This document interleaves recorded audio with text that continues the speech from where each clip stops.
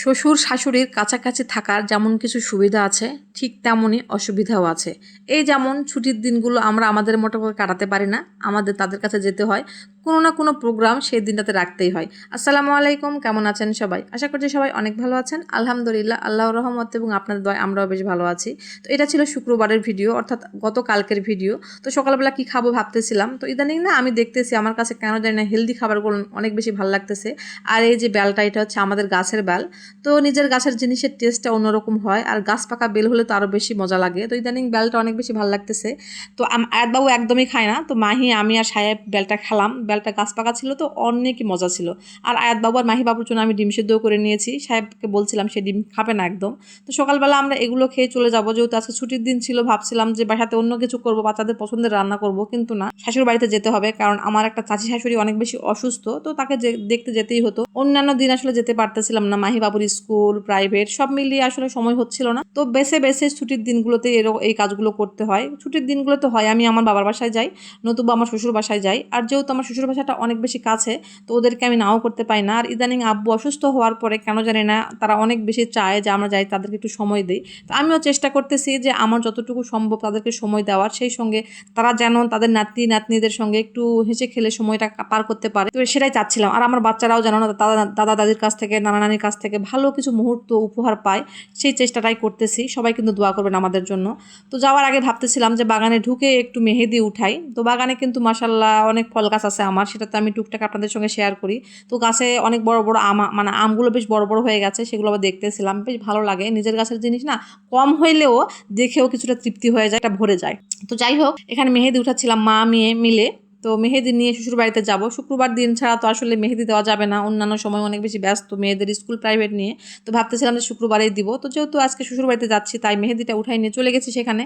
আর যাওয়ার সময় বেশ কিছু বাজারও করে নিয়েছি। সাহেব আর আমি মিলে কিন্তু বেল খাওয়ার সময় বসে বসে প্ল্যানিং করতেছিলাম যে কি কি নিয়ে যাওয়া যায়, কারণ আমার শ্বশুরমশাই তো অনেক বেশি অসুস্থ, তিনি আর বাজার করতে পারেন না। তাই সাহেব মোটামুটি সপ্তাহে 2 দিন 1 দিন মানে যেমনটা লাগে আর কি বাজার টাজার করে দিয়ে আসে। এখানে আমি তরমুজও নিয়েছিলাম, তরমুজ খেতে আমার শাশুড়ি অনেক বেশি পছন্দ করে, যদিও আব্বু খাওয়া হবে না, তাই একটু ছোট সাইজের নিয়েছিলাম, যাতে করে একবার কেটে মানে পুরো পরিবার খেয়ে শেষ করে দিতে পারি।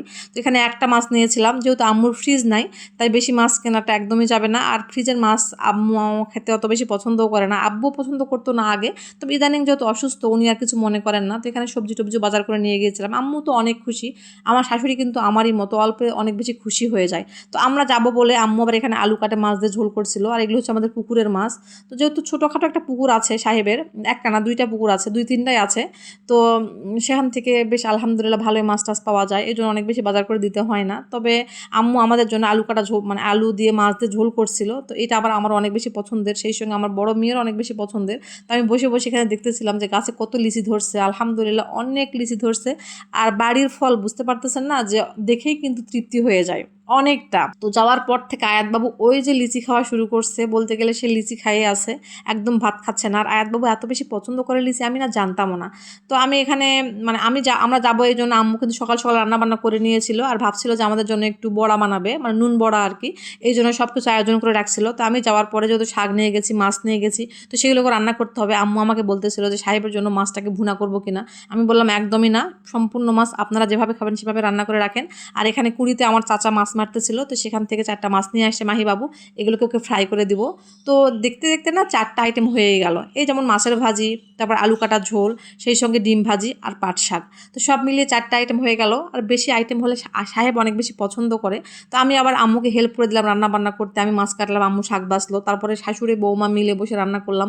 রান্না করা শেষ করে, খাওয়া দাওয়া শেষ করে আবার বিকেলবেলা সাহেব আবার বাগানে গিয়েছিল। সে আবার দিনটাকে নষ্ট করতে একদমই চাচ্ছিল না, তাই সে বাঁশঝাড়ে ঢুকে বেশ বাঁশ কাটে একজন লোক নিয়ে মানে গাছগুলোতে খুঁটি দিচ্ছিল। অনেক বেশি গাছে মানে কি বলবো যে আম আসছে, যেই গাছগুলোতে আম আসছে সেগুলোতে অনেক বেশি আসছে। আর এই জন্য এগুলো একদম হেলে গেছে, তো এগুলোকে খুঁটি না দিলেও না। তো সাহেব তো অনেক মানে সময় পাবে না অন্যান্য সময়। আর তো আজকে যেহেতু গেছি, তো সে ভাবলো যে একটু গাছগুলোতে খুঁটি দিয়ে দিই। আর আলহামদুলিল্লাহ আমাদের আরও নতুন নতুন গাছে নতুন নতুন ফুল আসছে, নতুন নতুন ফল আসছে, সেগুলো দেখেও অনেক ভালো লাগতেছিল। জানি না ভিডিওটা কেমন হয়েছে, আমার কথাগুলো কতটা ক্লিয়ার আসছে। তো ভালো লাগলে লাইক কমেন্ট শেয়ার করে দিবেন। আজকের ভিডিওতে এখানে শেষ করতেছি। সবাই ভালো থাকবেন, সুস্থ থাকবেন, আল্লাহ হাফিজ, আসসালামু আলাইকুম।